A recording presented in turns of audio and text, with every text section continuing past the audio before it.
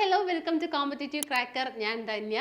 HSSTക്ക് self study നടത്തുന്ന എല്ലാവർക്കും ഒരു ഹാപ്പി ന്യൂസ് ഉണ്ട്. CC നിങ്ങൾക്കായിട്ട് ഒരു മെഗാ സ്കോളർഷിപ്പ് എക്സാം നടത്തുന്നുണ്ട്. എന്താണ് ഒരു മെഗാ സ്കോളർഷിപ്പ് എക്സാം നടത്തുന്നുണ്ട്?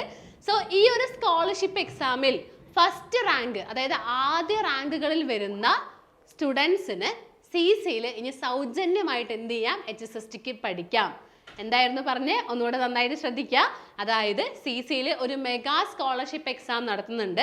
സോ ഈ ഒരു എക്സാമിൽ പങ്കെടുത്ത് ആദ്യ റാങ്കുകളിൽ വരുന്ന സ്റ്റുഡൻസിന് ഓരോ സബ്ജക്ട്സ് ഉണ്ട് കേട്ടോ. നമുക്ക് ഏതൊക്കെയുള്ള ഇംഗ്ലീഷ് ഉണ്ട്, മാത്സ് ഉണ്ട്, സുവോളജി ഉണ്ട്, ബോട്ടണി ഉണ്ട്, ഫിസിക്സ് ഉണ്ട്, കെമിസ്ട്രി ഉണ്ട്, എക്കണോമിക്സ് ഉണ്ട്. ഇത്രയും സബ്ജക്ട്സിന് നമ്മളിവിടെ എക്സാം നടത്തുന്നുണ്ട്. സാധാരണ നമ്മുടെ 100 മാർക്കിനുള്ള എക്സാം തന്നെയാണ്. എങ്ങനെയാണോ PSC കണ്ടക്ട് ചെയ്യുന്നത് അതേ രീതിയിലുള്ള ക്വസ്റ്റ്യൻസ് ആയിരിക്കും, മീൻസ് അതേ രീതിയിലുള്ള ഒരു എക്സാം ആയിരിക്കും. അപ്പൊ ഈ എക്സാമിന് ആദ്യ റാങ്കുകളിൽ വരുന്ന സ്റ്റുഡൻസിന് CCയിൽ ഇനി സൗജന്യമായി HSSTക്ക് വേണ്ടി പഠിക്കാം. ഓക്കെ ആണല്ലോ? അപ്പൊ എല്ലാവരും ഈ ഒരു എക്സാമിനായിട്ട് തയ്യാറെടുക്കുക. ആൻഡ് അതുപോലെ തന്നെ ഈ വീഡിയോയുടെ താഴെ തന്നെ ഡിസ്ക്രിപ്ഷൻ ബോക്സിൽ ലിങ്ക് ഉണ്ട്, ഒരു രജിസ്ട്രേഷൻ ലിങ്ക് ഉണ്ട്. ആ രജിസ്ട്രേഷൻ ലിങ്കിൽ നിങ്ങൾ എന്ത് ചെയ്യുക? നിങ്ങളുടെ പേരും ഡീറ്റെയിൽസ് എല്ലാം കൊടുക്കുക. അപ്പോൾ ഇനി നമുക്ക് സെൽഫ് സ്റ്റഡിൻ്റെ ആവശ്യമില്ല. നമുക്ക് എന്ത് ചെയ്യാം? CCയോടൊപ്പം HSST നമുക്ക് ഒരുമിച്ച് പഠിച്ചു തുടങ്ങാം. കാരണം നമ്മുടെ എക്സാം ഡേറ്റ് വന്നു, ഇനി കുറച്ച് ദിവസങ്ങൾ മാത്രമേ ഉള്ളൂ. മെയ് ടു ജൂലൈ ആ ദിവസങ്ങളിൽ എന്തായാലും എക്സാം വരും അല്ലേ? അപ്പോൾ എല്ലാവരും ഓൾറെഡി പ്രിപ്പറേഷൻ സ്റ്റാർട്ട് ചെയ്തിട്ടുണ്ടാവും എന്നറിയാം. അപ്പോൾ അവർ കുറച്ചുകൂടെ അവരുടെ പഠിത്തം സ്ട്രോങ് ആക്കുക, എക്സാമിന് വേണ്ടി പ്രിപ്പയർ ചെയ്യുക. ആൻഡ് ഇനിയും പഠിച്ച് തുടങ്ങാത്തവരാണെന്നുണ്ടെങ്കിലും ഇനി കുറച്ച് ദിവസം ബാക്കിയുണ്ടല്ലോ, അപ്പോൾ ആ ദിവസങ്ങളിൽ പഠിച്ച് നമ്മളുടെ കൂടെ എന്ത് ചെയ്യുക? അസോസിയേറ്റ് ചെയ്യുക. പിന്നെ ഒരു കാര്യം കൂടെ, ഈ എക്സാം തികച്ചും ഫ്രീ ആണ്. ഫ്രീ ഓൺലൈൻ സ്കോളർഷിപ്പ് എക്സാം ആണ്, ഓഫ്ലൈൻ അല്ല, ഓൺലൈൻ സ്കോളർഷിപ്പ് എക്സാം ആണ്. നിങ്ങൾക്ക് നിങ്ങളുടെ വീട്ടിലിരുന്ന് തന്നെ എന്ത് ചെയ്യാം? എക്സാം അറ്റൻഡ് ചെയ്യാം. സാധാ ഡ്യൂറേഷൻ എല്ലാം സെയിം തന്നെ ആയിരിക്കും. ഫ്രീ എക്സാം ആണ്. അപ്പോൾ ഒരു രീതിയിലും നിങ്ങൾ എന്ത് ചെയ്യരുത്? എഴുതാതിരിക്കരുത്. നല്ലൊരു ഓപ്പർച്യൂണിറ്റി ആണ്. അപ്പോൾ ഈ ഒരു ഓപ്പർച്യൂണിറ്റി മിസ്സാക്കാതെ ഉറപ്പായിട്ടും എക്സാം എഴുതാനും കൂടെ ശ്രമിക്കുക. ഓക്കെ, അപ്പോൾ നമുക്കറിയാം ജനറൽ പേപ്പർ ഉണ്ട് ആൻഡ് നമ്മുടെ സബ്ജക്ട് പേപ്പർ ഉണ്ട്. സോ ഇന്നത്തെ ഞാൻ ഈ ഒരു വീഡിയോയിൽ ഡിസ്കസ് ചെയ്യാൻ പോകുന്നതും അതാണ്, HSST എങ്ങനെ നമുക്ക് ഈ ചുരുങ്ങിയ ദിവസങ്ങളിൽ പഠിച്ചുകൊണ്ട് ക്രാക്ക് ചെയ്യാൻ സാധിക്കും. എന്തൊക്കെ സീക്രട്സ് ആണ് അതിലുള്ളത്? അതായത് എല്ലാവരും പഠിക്കുന്നുണ്ട്, എല്ലാവർക്കും ഒരേ സമയം തന്നെയാണ് കിട്ടുന്നത്. പക്ഷെ കുറച്ച് പേര് ക്രാക്ക് ചെയ്യുന്നു, കുറച്ച് പേര് ക്രാക്ക് ചെയ്യുന്നില്ല അല്ലേ? ചിലപ്പോൾ നമ്മൾ നന്നായിട്ട് ഹാർഡ് വർക്ക് ചെയ്ത് പഠിച്ചിട്ടുണ്ടാവും, എന്നിട്ടും ക്രാക്ക് ചെയ്യാത്തവരുണ്ടാവും.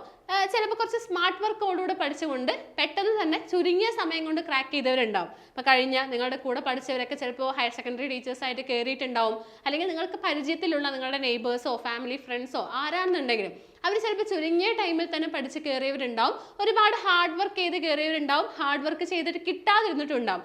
വാട്ടെവർ ഏത് രീതിയിലാണെന്നുണ്ടെങ്കിലും HSST എങ്ങനെ ചുരുങ്ങിയ ദിവസം കൊണ്ട് ക്രാക്ക് ചെയ്യാം? ജനറൽ പേപ്പറുടെ കേസാണ് ഞാൻ പറയുന്നത്. അതായത് ജനറൽ പേപ്പർ 30 മാർക്കിനാണ്. നമുക്കറിയാലോ മൊത്തം വെയിറ്റേജ് വരുന്നത് 30% ആണ് ജനറൽ പേപ്പറും 70% സബ്ജക്റ്റുമാണ്.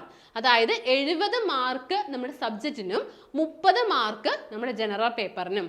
അപ്പൊ ആ ഒരു 30 മാർക്കിൽ തന്നെ എന്ത് വരുന്നുണ്ട്? ഏതൊക്കെ ഏരിയാസ് ആണ് വരുന്നത് നോക്കിക്കേ. ജനറൽ പേപ്പറിൽ വരുന്ന ഏരിയാസ് നിങ്ങൾക്കറിയാം, 6 പില്ലേഴ്സ് ആണുള്ളത്. ഏതൊക്കെയാണ്? ടീച്ചിങ് ആപ്റ്റ്യൂഡ് വരുന്നുണ്ട്, റിസർച്ച് ആപ്റ്റ്യൂഡ് വരുന്നുണ്ട്, വെൽഫെയർ സ്കീംസ് ആൻഡ് ആക്ട് വരുന്നുണ്ട്, കറണ്ട് ഇവന്റ്സ് അതായത് കറണ്ട് അഫയേഴ്സ് അല്ലെ, GK ആൻഡ് കറണ്ട് അഫയേഴ്സ് എന്നുള്ള ഒരു ഏരിയ വരുന്നുണ്ട്, കേരള റിനൈസൻസ് വരുന്നുണ്ട്, കോൺസ്റ്റിറ്റ്യൂഷൻ ആൻഡ് പൊളിറ്റി വരുന്നുണ്ട്. ഇത്രയും ഏരിയാസ് ആണ് നമ്മുടെ ജനറൽ പേപ്പറിലുള്ളത്. അപ്പോൾ ടീച്ചിങ് ആപ്റ്റ്യൂഡിനും റിസർച്ച് ആപ്റ്റ്യൂഡിനൊക്കെ 5 മാർക്ക് വീതമാണ്. ഇതൊക്കെ നമുക്ക് കണ്ണു അടച്ച് നമുക്ക് എന്ത് ചെയ്യാൻ പറ്റും? ആൻസർ ചെയ്യാൻ പറ്റും ഇപ്പൊ പഠിച്ചു കഴിഞ്ഞാൽ. ഓക്കെ, ടീച്ചിങ് ആപ്റ്റ്യൂഡും റിസർച്ച് ആപ്റ്റ്യൂഡും കണ്ണു അടച്ച് നമുക്ക് ആൻസർ ചെയ്യാം. 5 മാർക്കാണ്. പിന്നെ കോൺസ്റ്റിറ്റ്യൂഷൻ ആയിക്കോട്ടെ, GK ആയിക്കോട്ടെ, കേരള റിനൈസൻസ് ആയിക്കോട്ടെ, അതുപോലെ തന്നെ വെൽഫെയർ സ്കീം ആൻഡ് ആക്ട് ആയിക്കോട്ടെ, ഇത് ഇപ്പൊ HSA പഠിച്ചവർക്ക് വളരെ സിമ്പിൾ ആണ്. കാരണം HSAയിൽ പഠിച്ച അതേ കാര്യങ്ങൾ തന്നെയാണ് HSSTക്കും പഠിക്കാനുള്ളത്. കുറച്ച് വ്യത്യാസം വരുന്നത് മാത്രമേ ഉള്ളൂ. അപ്പം നമുക്ക് എന്ത് ചെയ്യാം? ഏതൊരു PSC എക്സാമിന് നിങ്ങൾ പ്രിപ്പയർ ചെയ്യുകയാണെന്നുണ്ടെങ്കിലും അവിടെ നിങ്ങൾ പഠിക്കുന്ന കാര്യമാണ് ഈ കറണ്ട് അഫയേഴ്സ്. നമുക്ക് എല്ലാത്തിനും അറിയണം. കറണ്ട് അഫയേഴ്സും കേരള റിനൈസൻസും കോൺസ്റ്റിറ്റ്യൂഷനും എല്ലാ കാര്യങ്ങളും ബേസിക് ആയിട്ട് നമുക്ക് അറിഞ്ഞിരിക്കേണ്ട കാര്യമാണ്. അപ്പോൾ അതുകൊണ്ട് തന്നെ ചിലപ്പോൾ നിങ്ങളിൽ പലരും വേറെ PSC എക്സാമിനൊക്കെ പ്രിപ്പയർ ചെയ്തിട്ടുണ്ടാവും, HSAക്ക് പ്രിപ്പയർ ചെയ്തിട്ടുണ്ടാവും. അങ്ങനെയുള്ളവർക്ക് വളരെ ഈസി ആയിട്ട് ഞാൻ പറഞ്ഞ പോലെ കണ്ണു അടച്ച് ആൻസർ ചെയ്യാം. ഇനി അങ്ങനെ അല്ല, ആദ്യമായിട്ടാണ് ഒരു PSC എക്സാം എഴുതാൻ പോകുന്നത്, ഇതുവരെ PSC എക്സാം ഒന്നും എഴുതിയിട്ടില്ല, അങ്ങനെയുള്ളവരാണെന്നുണ്ടെങ്കിൽ നിങ്ങൾക്ക് ധൈര്യമായിട്ട് ഇത് പഠിക്കാം. കാരണം ഇത് പഠിച്ചു കഴിഞ്ഞാൽ നമുക്ക് ഒരിക്കലും അത് വേസ്റ്റ് ആവില്ല. അതായത് നമുക്ക് ഈ ഒരു കാര്യം ഇപ്പോൾ കോൺസ്റ്റിറ്റ്യൂഷൻ പഠിക്കുന്നത്, അതുപോലെ തന്നെ റിനൈസൻസ് പഠിക്കുന്നത്, കറണ്ട് അഫയേഴ്സ് പഠിക്കുന്നതൊക്കെ നമുക്ക് എല്ലാ എക്സാംസിനും യൂസ് ചെയ്യാൻ പറ്റിയതാണ് ആണല്ലോ. നമുക്ക് എല്ലാ എക്സാംസിനും യൂസ് ചെയ്യാൻ പറ്റിയതാണ്. പിന്നെ HSST കേസ് എടുക്കുമ്പോൾ അതെല്ലാം ഇംഗ്ലീഷിലുമാണ്. നമുക്ക് മലയാളം പഠിച്ച് കഷ്ടപ്പെടേണ്ട ഒരു ആവശ്യം വരുന്നില്ല. ഇംഗ്ലീഷിലും കൂടെ ആയതുകൊണ്ട് നമുക്ക് ഈസി ആയിട്ട് എന്ത് ചെയ്യാം, അത് പഠിച്ച് സ്കോർ ചെയ്യാം. സോ ഇത്രയും കാര്യങ്ങൾ നമ്മൾ പഠിച്ചു കഴിഞ്ഞാൽ നമുക്ക് 30 മാർക്ക് ഉറപ്പാണ് അല്ലേ? ഇത്രയും കാര്യങ്ങൾ പഠിച്ചു കഴിഞ്ഞാൽ 30 മാർക്ക് ഉറപ്പാണ്. ഇനി വളരെ ആകർഷിക്കുന്ന കാര്യം, നിങ്ങളിപ്പോൾ ഇന്ന് പഠിക്കാം, നാളെ പഠിക്കാം, മറ്റന്നാൾ പഠിക്കാം, അല്ലെങ്കിൽ 10 ദിവസം കഴിഞ്ഞിട്ട് പഠിക്കാം, ഇനി കുറേ ദിവസം ഉണ്ടല്ലോ എന്നൊക്കെ ചിന്തിച്ചിരിക്കുന്നവർ ജസ്റ്റ് ഇതിൻ്റെ സാലറി സ്കെയിൽ ഒന്ന് നോക്കുക. നോക്കിക്കേ, നമ്മൾ വളരെ ആകർഷിക്കുന്ന സാലറി സ്കെയിലാണ്. 55,200 ടു 1,15,300 രൂപ.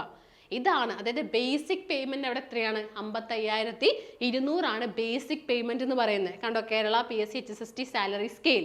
ഇത് നമ്മുടെ നോട്ടിഫിക്കേഷൻ വന്നപ്പോൾ വന്ന കാര്യമാണ് നമ്മുടെ ഈ സാലറി സ്കെയിൽ എന്ന് പറയുന്നത്. പണ്ടത്തെ സാലറി സ്കെയിലിനെക്കാളും ഇപ്പോൾ കൂടി. ഇനിയിപ്പോൾ നിങ്ങൾ സർവീസിൽ കയറി കഴിഞ്ഞാലും ഇനി കൂടും അല്ലാതെ ഒരിക്കലും എന്ത് ചെയ്യില്ല, കുറയില്ല അല്ലേ? Salary scale കുറയില്ല. സോ ഈ ഒരു സാലറിക്ക് വേണ്ടിയെങ്കിലും നമുക്ക് എന്ത് ചെയ്യാം, ഇപ്പം തന്നെ പ്രിപ്പയർ ചെയ്യാനായിട്ട് ശ്രമിക്കുക. കാരണം വളരെ അട്രാക്റ്റീവ് ആയിട്ടുള്ള ഒരു സാലറിയാണ്. ഇത് മാത്രമല്ല കേട്ടോ, ടീച്ചിങ്ങിനോട് ഭയങ്കര ഇഷ്ടമുള്ളവരുണ്ടാവും, ഞാൻ അങ്ങനെയല്ല ഉദ്ദേശിച്ചത്. പക്ഷേ സാലറി വളരെ അട്രാക്റ്റീവ് ആയിട്ടുള്ളതാണ്. അപ്പോൾ നമ്മൾ നാളെ പഠിക്കാം, മറ്റന്നാൾ പഠിക്കാം, 10 ദിവസം കഴിഞ്ഞിട്ട് പഠിക്കാം, അങ്ങനെ വിചാരിച്ചിരിക്കുന്നവർ ഇതും കൂടെ ഒന്ന് നോക്കുക. നമ്മളിപ്പോൾ പഠിക്കാൻ തുടങ്ങിക്കഴിഞ്ഞാലാണ് നമുക്ക് എന്ത് ചെയ്യാൻ പറ്റുള്ളൂ, ഈ ദിവസങ്ങൾ കൊണ്ട്, ചുരുങ്ങിയ ദിവസങ്ങൾ കൊണ്ട് നമുക്ക് ക്രാക്ക് ചെയ്യാൻ സാധിക്കുള്ളൂ. ഇനി നമ്മുടെ തമ്മിൽ പറഞ്ഞതുപോലെ തന്നെ ക്രാക്കിംഗ് സീക്രട്ട് ആണ് ഞാൻ പറയുന്നത്. അതായത് എന്തൊക്കെ കാര്യങ്ങൾ നമ്മൾ ശ്രദ്ധിച്ചു കഴിഞ്ഞാൽ, ഇപ്പോൾ ശ്രദ്ധിച്ചു കഴിഞ്ഞാൽ, ഇതൊന്നും എനിക്കൊരു 2-3 മാസം കഴിഞ്ഞാൽ പിന്നെ പറഞ്ഞുതരാൻ പറ്റില്ല. കാരണം ഈ സ്ട്രാറ്റജി നമുക്കപ്പോൾ യൂസ്ഫുൾ അല്ല. കാരണം നമുക്ക് HSST എക്സാമിനോട് അടുക്കുന്ന സമയത്ത് ഇത്തരം സ്ട്രാറ്റജീസ് യൂസ് ചെയ്തിട്ട് കാര്യമില്ല. അപ്പോൾ അതുകൊണ്ട് തന്നെ ഇപ്പോൾ നിങ്ങൾ തുടങ്ങിക്കഴിഞ്ഞാൽ, ഇത്തരം കാര്യങ്ങൾ തുടങ്ങിക്കഴിഞ്ഞാൽ ഉറപ്പായിട്ടും ഒരു സിസ്റ്റമാറ്റിക് ആയിട്ടുള്ളൊരു പഠനത്തിലൂടെ നമുക്ക് എന്ത് ചെയ്യാൻ പറ്റും, വരാൻ പോകുന്ന HSST എക്സാം നമുക്ക് ക്രാക്ക് ചെയ്യാൻ സാധിക്കും. സോ ഒന്നാമത്തെ കാര്യം ഇതാണ്, സിലബസ് നമുക്ക് സൈറ്റിൽ അവൈലബിൾ ആണ്. ആ സിലബസ് ആദ്യം നന്നായിട്ട് നോക്കിയതിന് ശേഷം നമ്മുടെ വീക്ക് ഏരിയാസ് എന്താണ്, സ്ട്രോങ് ടോപ്പിക്സ് എന്താണെന്ന് ഐഡന്റിഫൈ ചെയ്യാം. അതായത് ഞാൻ നേരത്തെ പറഞ്ഞ പോലെ പല കാറ്റഗറീസിൽ വരുന്ന സ്റ്റുഡൻസും ഉണ്ട് അല്ലേ? HSIക്ക് പ്രിപ്പയർ ചെയ്തവരുണ്ട്, പ്രിപ്പയർ ചെയ്യാത്തവരുണ്ട്, വേറെ PSC എക്സാംസിന് പ്രിപ്പയർ ചെയ്തവരുണ്ട്, ആദ്യമായിട്ട് HSST എക്സാം എഴുതുന്നവരുണ്ട്. എങ്ങനെയാണെന്നുണ്ടെങ്കിലും നിങ്ങൾ എന്ത് ചെയ്യുക, നിങ്ങളുടെ ഏരിയാസ്, അതായത് നിങ്ങൾ ആ സിലബസ് നോക്കിയതിന് ശേഷം നിങ്ങൾക്ക് സ്ട്രോങ് ആയിട്ടുള്ള ഏരിയ ഏതാണ്, നിങ്ങളുടെ വീക്ക് ഏരിയാസ് ഏതാണ്, അത് നിങ്ങൾ ഐഡന്റിഫൈ ചെയ്യുക. അതാണ് ഒന്നാമത്തെ കാര്യം. കണ്ടോ, the syllabus of the exam should be analyzed to understand the weak and strong topics, and this will be a great beginning for a fresher in this field. Okay ആണല്ലോ. ഇനി prioritise the subjects and draft a fixed time table for each subject.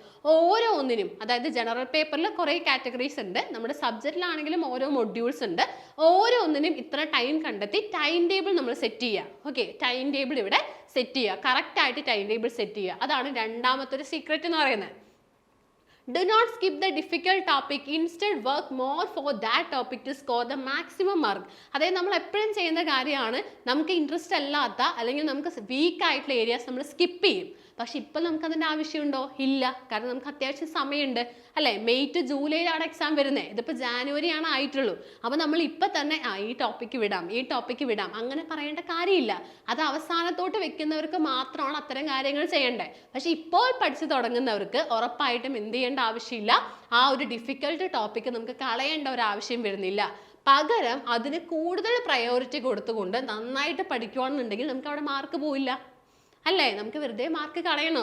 ചിലപ്പോൾ ആ ടോപ്പിക്കിൽ നിന്നാണ് കൂടുതൽ questions വരുന്നുണ്ടെങ്കിലോ, അല്ലെങ്കിൽ ആ ടോപ്പിക്കിന് ഇതുവരെ ആ ടോപ്പിക്കിൽ നിന്ന് ക്വസ്റ്റ്യൻസ് ചോദിച്ചിട്ടില്ല എന്ന് വെച്ച് നമ്മൾ സ്കിപ്പ് ചെയ്ത് കഴിഞ്ഞാൽ ചിലപ്പോൾ ഇനി വരാൻ പോകുന്ന എക്സാമിന് കൂടുതലും മാർക്കിന് ചോദിക്കുന്നത് ചിലപ്പോൾ ആ ഒരു ടോപ്പിക്കിൽ നിന്നായിരിക്കും അല്ലേ? അപ്പോൾ അതുകൊണ്ട് തന്നെ ഇപ്പോൾ പഠിച്ചു തുടങ്ങുന്നവർക്ക് എന്ത് ചെയ്യേണ്ട ആവശ്യമില്ല, ആ ഒരു ഡിഫിക്കൽട്ട് ടോപ്പിക്ക് സ്കിപ്പ് ചെയ്യേണ്ട ഒരു ആവശ്യം വരുന്നില്ല. അതിന് കൂടുതൽ പ്രയോറിറ്റീസ് കൊടുത്ത് അവിടെ മാക്സിമം മാർക്ക് മേടിക്കാനാണ് നമ്മൾ ശ്രമിക്കേണ്ടത്. അതുപോലെ തന്നെ HSST exam previous year question papers നന്നായിട്ട് നോക്കി തന്നെ അത് പഠിക്കാനായിട്ട് ശ്രമിക്കാം. കാരണം ഈ പ്രീവിയസ് ഇയർ ക്വസ്റ്റ്യൻ പേപ്പർ നോക്കുമ്പോഴാണ് നമുക്കൊരു ഐഡിയ കിട്ടുള്ളൂ. അതായത് ഇതിൽ ഏതാണ് ഫോക്കസ് ഏരിയ എന്നൊരു ഐഡിയാസ് ഒക്കെ കിട്ടണമെന്നുണ്ടെങ്കിൽ നമുക്ക് എന്ത് ചെയ്യണം, ഉറപ്പായിട്ടും പ്രീവിയസ് ഇയർ ക്വസ്റ്റ്യൻ പേപ്പർ നോക്കേണ്ടതായിട്ടുണ്ട്. അപ്പോൾ ഇതാണ് നിങ്ങൾ വിചാരിക്കും ഇതൊക്കെ ഞങ്ങൾക്ക് അറിയുന്ന കാര്യമല്ലേ, പിന്നെ എന്തിനാ മിസ് ഇങ്ങനെ പറയുന്നതെന്നൊക്കെ വിചാരിക്കും. പക്ഷെ ഇത് അറിയുന്ന കാര്യമാണെങ്കിലും ഇതേ ഒരു സീക്രട്ട് ആയിട്ടുള്ളൂ. അല്ലാതെ നമുക്ക് വേറെ സീക്രട്ട് ആയിട്ട് പറയാനുള്ള കാര്യങ്ങളൊന്നും ഇല്ല. കാരണം ഇതാണ് വലിയ സീക്രട്ട്. കാരണം എന്താ, ഇപ്പം നിങ്ങൾ ഇത് പഠിച്ചു കഴിഞ്ഞാൽ ഇത് ഫോളോ ചെയ്യുന്നവരെ വിജയത്തിലോട്ട് എത്തുള്ളൂ. കറക്റ്റായി സിസ്റ്റമാറ്റിക് ആയിട്ട് ഒരു ടൈം ടേബിളൊക്കെ വെച്ച് പഠിച്ച് മാക്സിമം എഫേർട്ട് എടുത്ത്, അല്ലെങ്കിൽ സ്മാർട്ട് സ്റ്റഡി ആണെന്നുണ്ടെങ്കിലും ആ ഒരു രീതിയിൽ പഠിക്കുന്നവർക്ക് മാത്രമേ റിസൾട്ട് കിട്ടിയിട്ടുള്ളൂ. ആ ഒരു രീതിയിൽ പഠിക്കുന്നവർ മാത്രമേ റാങ്കിൽ എത്തിയിട്ടുള്ളൂ അല്ലേ. അപ്പോൾ അതുകൊണ്ട് തന്നെ നിങ്ങൾ മടി പിടിച്ചിരുന്ന് കഴിഞ്ഞാൽ, അല്ലെങ്കിൽ ഒരു 2-3 മാസം മുമ്പ് തുടങ്ങാം എന്ന് വിചാരിക്കുന്നവരാണെന്നുണ്ടെങ്കിൽ അത്രയും മാസത്തിൽ പഠിച്ചിട്ട് ഒരു കാര്യമില്ല എന്ന് മനസ്സിലാക്കുക. ഇപ്പം തന്നെ നിങ്ങളുടെ സ്റ്റഡി തുടങ്ങാനായിട്ട് ശ്രമിക്കാം. കാരണം ഇപ്പോൾ തുടങ്ങിക്കഴിഞ്ഞാൽ നമുക്ക് എന്ത് ചെയ്യാൻ പറ്റും, ഈ ഒരു രീതിയിലൊക്കെ പഠിച്ച് വളരെ സിസ്റ്റമാറ്റിക് ആയിട്ട് പഠിച്ച് നമുക്ക് HSST ക്രാക്ക് ചെയ്യാനായിട്ട് സാധിക്കും. സോ ആ ഒരു രീതിയിൽ തന്നെ പഠിക്കാനായിട്ട് ശ്രമിക്കാം. അതുപോലെ തന്നെ ഡെയിലി റിവിഷൻ്റെ കാര്യമുണ്ട്. Daily revision and mock test. Okay, അപ്പോൾ ഇത്രയും കാര്യങ്ങൾ ചെയ്ത് കഴിഞ്ഞാൽ ഇതാണ് നമ്മൾ മോസ്റ്റ്ലി ഇമ്പോർട്ടൻസ് കൊടുക്കേണ്ട സാധനങ്ങൾ ഇതാണ്. അതിനുശേഷം ഏകദേശം ഒരു ലെവൽ എത്തിക്കഴിഞ്ഞാൽ പിന്നെ നമ്മൾ എന്ത് ചെയ്യണം, റിവിഷൻ സ്റ്റാർട്ട് ചെയ്യണം. ആൻഡ് മോക്ക് ടെസ്റ്റ് നമ്മൾ കണ്ടക്ട് ചെയ്യണം. And strengthen your confidence level two crack HSST exam 2026. അപ്പോൾ റിവിഷൻ എന്ന് പറഞ്ഞാൽ എല്ലാം കഴിഞ്ഞിട്ടുള്ള റിവിഷൻ ഒരു വശം, അതുപോലെ എല്ലാം കഴിഞ്ഞിട്ടുള്ള മോക്ക് ടെസ്റ്റ് ഒരു വശം. അതല്ലാതെ നമ്മളിപ്പോൾ CCയിൽ എങ്ങനെയാണ് റിവിഷനും മോക്ക് ടെസ്റ്റൊക്കെ കൊടുക്കുന്നത് വെച്ചാൽ, ഒരാഴ്ച പഠിച്ചു കഴിഞ്ഞാൽ ഒരാഴ്ച പഠിച്ചതിൻ്റെ റിവിഷൻ നടത്തും, പിറ്റേ ദിവസം മോക്ക് ടെസ്റ്റ് ഉണ്ടാവും. ഇനി അടുത്ത ആഴ്ച പഠിക്കാൻ കൊടുക്കും, അത് കഴിഞ്ഞ് ഒരു മോക്ക് ടെസ്റ്റ് ഉണ്ടാവും. അങ്ങനെ ഒരു മാസം പഠിച്ചു കഴിഞ്ഞാൽ ആ ഒരു മാസത്തെ ഒരു മന്ത്ലി ടെസ്റ്റ് ഉണ്ടാവും. ആ ഒരു രീതിയിലാണ് നമ്മൾ ഇവിടെ കൊടുക്കുന്നത്. സോ നിങ്ങളും ആ ഒരു രീതിയിൽ ഫോളോ ചെയ്യാനായിട്ട് ശ്രമിക്കുക. അപ്പോൾ ഇത്രയും കാര്യങ്ങൾ ചെയ്തു കഴിഞ്ഞാൽ നമുക്ക് ഉറപ്പായിട്ടും ക്രാക്ക് ചെയ്യാൻ പറ്റും. ടൈം മാനേജ്മെൻറ്റ് നമുക്ക് ചെയ്യാൻ പറ്റും. അതുപോലെ തന്നെ reduce the stress and fear to face HSST examination.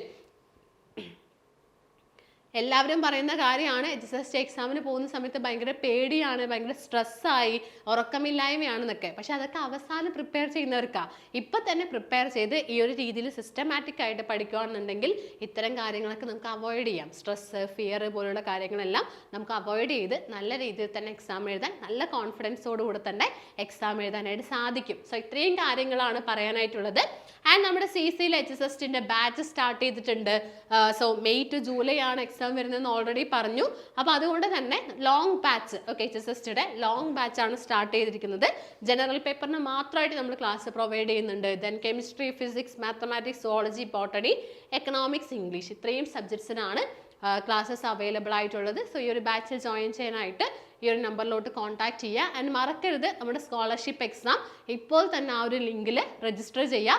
എല്ലാവരും ഈ ഒരു ഓപ്പർച്യൂണിറ്റി മിസ്സാക്കാതെ തന്നെ സ്കോളർഷിപ്പ് എക്സാം അറ്റൻഡ് ചെയ്യുക. കാരണം ഫ്രീ ആയിട്ടുള്ള ഒരു ഓൺലൈൻ സ്കോളർഷിപ്പ് എക്സാം ആണ്. സോ അത് അറ്റൻഡ് ചെയ്ത് ആദ്യ റാങ്കിലെത്തി CCയുടെ കൂടെ തന്നെ എക്സാമിനായി പ്രിപ്പയർ ചെയ്യുക. So that's all from this session. Thank you.